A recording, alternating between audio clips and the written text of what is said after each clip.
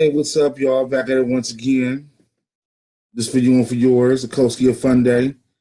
You know what I'm saying? And this video right here is gonna explain what happened to Shirley Chisholm.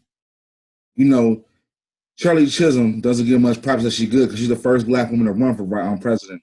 You know, and it's kind of like I'm not really talked about that much. It's not really discussed that much in history. So I decided to give a little bit of straightening. You know what I'm saying? And understand what happened. What really popped off with Shirley Chisholm, the first black woman to run for president. Now, this comes from African American intellectuals and black cultural nationalism between 1965 and 1975. And it talks about Amiri, out of New York, New Jersey. But we're going to go into it.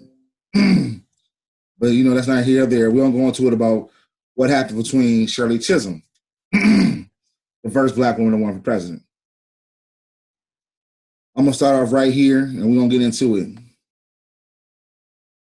The unity and momentum was brought to the summit that took place on September 24, 1971, in North Lake, Illinois.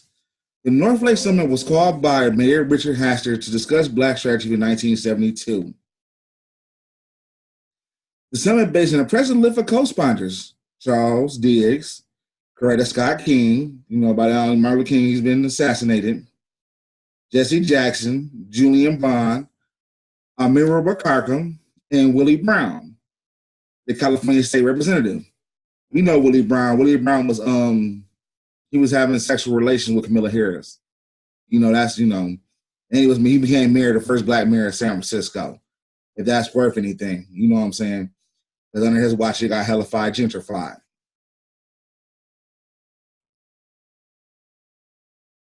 Let's see, Manning Marble assessment.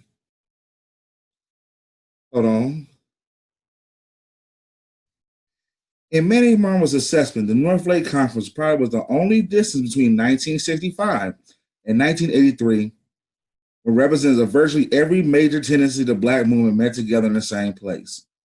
So this North Lake meeting, this North Lake Conference, that took place in September 1971, that was September 24th, 1971, was the last time and the only time that virtually every major tendency to black movement met together.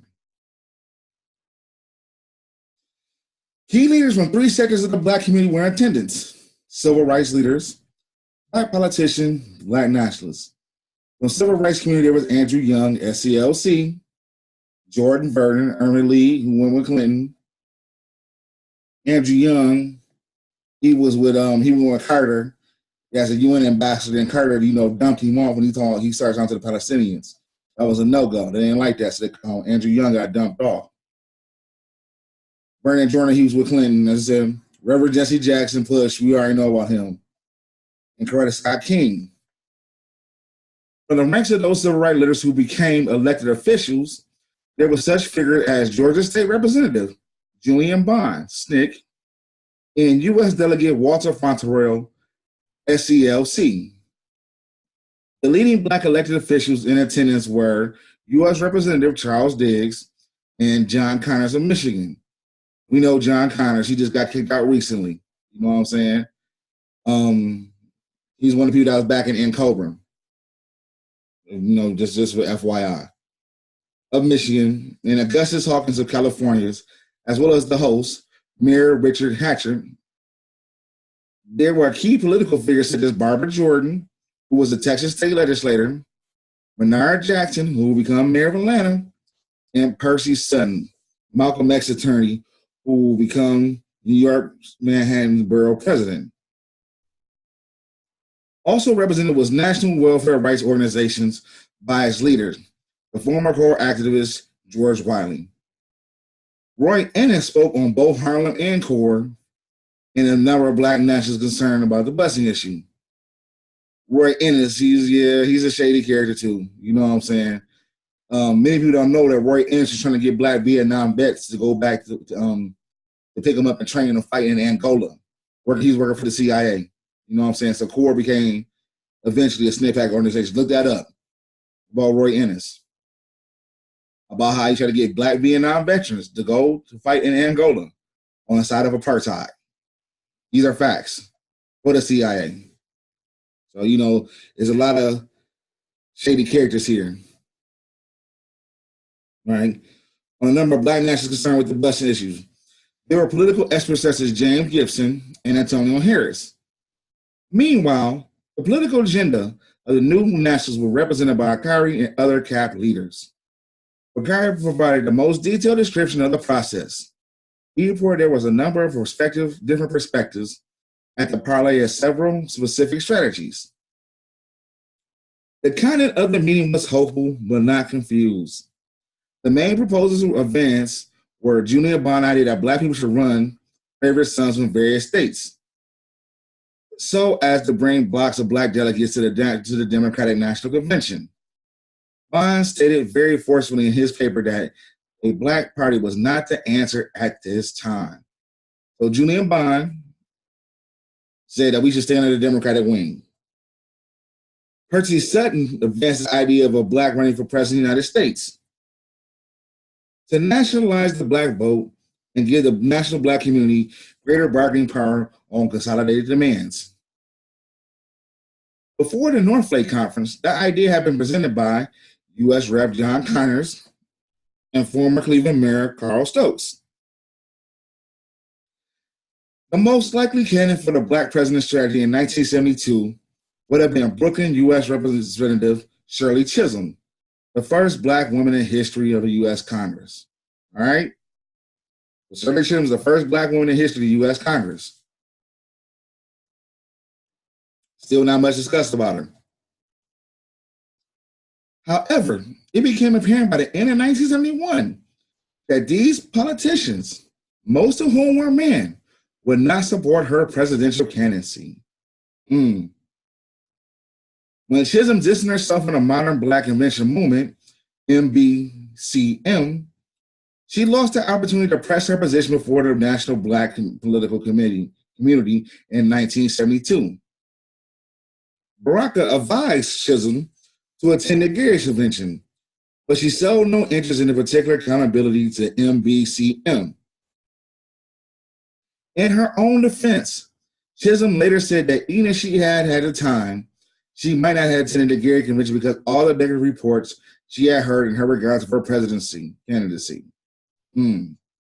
She based her argument on the point that she didn't intend to present herself in the front of a group of people who were just going to slash her right and left when she saw herself moving in an entirely different direction. She added that the fact of the matter was that many of them were very upset because they felt like she should have come to them and discussed her potential candidacy before she went out there and made an announcement. But to her, the fact of the matter was, again, that black men were no different from white men or any different from yellow men or whatever color.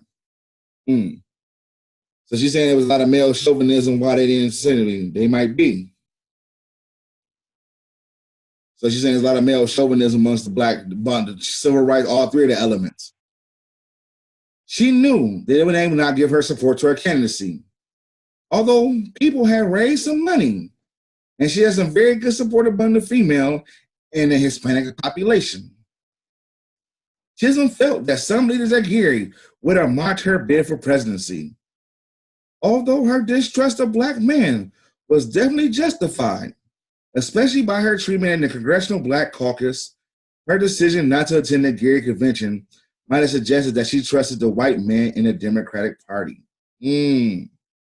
more than the black man at the NBC.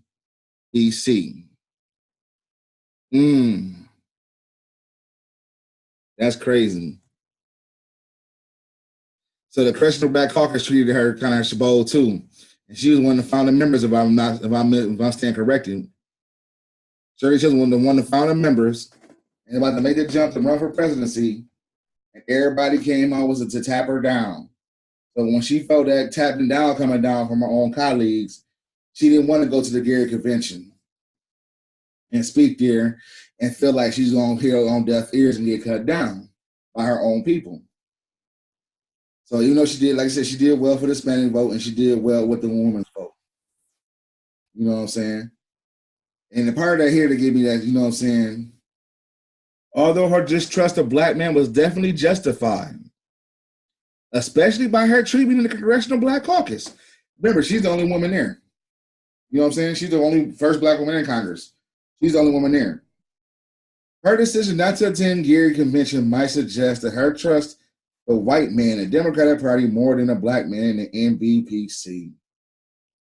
So they gave a perception that, you know what I'm saying, some, you know, was going on. That's what happened to Shirley Chisholm and, you know, her run for presidency. And, you know, how come she didn't get that much of the black vote? Not even say the black vote, but, you know, how come she didn't get that much of what it was? So that's very sad and disheartening because she was the woman and she was the most well qualified. You know what I'm saying? And if we go back here, let's see. Now, as I stated before, you know what I'm saying, you know, it says the most likely candidate for the black presidential strategy in 1972 would have been U.S. Representative Shirley Chisholm, a black woman in the history of the U.S. Congress. But it became apparent that these politicians, most of whom are men, would not support her presidential candidacy. You know, so because they you know, she's a well-known figure, being the first black woman in the history of U.S. Congress. You know, being more well-known than the other men that's up here, like the John Connors and the Mayor Stokes, you know, they just shut her down. You know what I'm saying? So that's what happened to Shirley Chisholm in a nutshell. You know, in that presidential candidate thing, you know. So when she felt that way, she just stopped, she distanced herself from the convention, you know. All the negatives she said, we'll get in an argument, you know. But to her, the fact of the matter was, again, that black men were no different from white men or no different from yellow men or whatever color they may be. She knew that they would not give support to her candidacy. Anywho, this is a Koski of Fun Day. Much love to you and yours. You know, we're going to be dropping more videos like this. You know what I'm saying? Subscribe to the channel. Peace.